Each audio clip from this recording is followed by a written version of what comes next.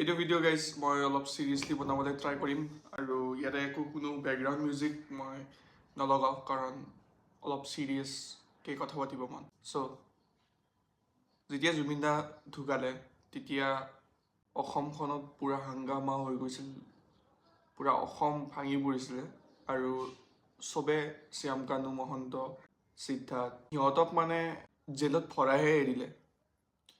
কিন্তু আজিলৈকে আমি গম নাপালোঁ যে জুবিনদাৰ কি হৈছিলে, তেওঁৰ কেনেকৈ ডেথ হ'ল।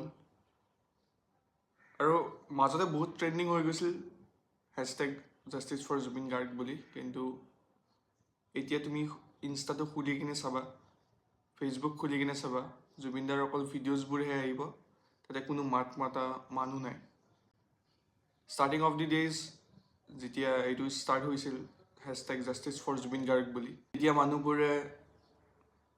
তেতিয়া কণ্টেণ্ট ক্ৰিয়েটাৰ্ছ যিমানো আমাৰ অসমত কণ্টেণ্ট ক্ৰিয়েটাৰ্ছ আছে চব ওলাই আহিছিল আৰু মাত মাতি আছিল। কিন্তু আজি তুমি চাব যোৱা কোনো এটা কণ্টেণ্ট ক্ৰিয়েটাৰ হওক, ইউটিউবাৰ হওক, এতিয়ালৈকে কোনো এতিয়া চব অসমবাসী, মোৰ এনেকুৱা লাগে চব অসমবাসী ঠাণ্ডা পৰি গ'ল। মাজতে ওলাই আহিছিল ঘৰৰ পৰা hashtag justice for Zubeen Garg বুলি ওলাই আহিছিল, কিন্তু আজি চাওক জুবিনদাৰ চাগে হাৰ্ডলি কোনোবাই নাম লয় আৰু তেওঁৰ জাষ্টিছৰ বিষয়ে কয়। মই এনেকুৱা ফিল কৰোঁ। মাজতে মই ইনষ্টাটো খোলোতে অকল জুবিনদাৰে ভিডিঅ'ছ আৰু আজিকালি যি টি ভিডিঅ'ছ আহিবলৈ ধৰিছে। চ' মোৰ এনেকুৱা লাগে যে জুবিনদাক অসমবাসী ৰাইজে পাহৰিলে নেকি।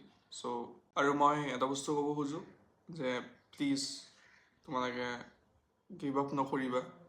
যোনবিলাক মানে ট্ৰু ফেন আছিলা জুবিনদাৰ আৰু এতিয়াও হয়, সেইবোৰ ফেন্সবোৰে কেতিয়াও মানে হাৰ মানিব নালাগে আৰু আমাক ন্যায়টো লাগিবই।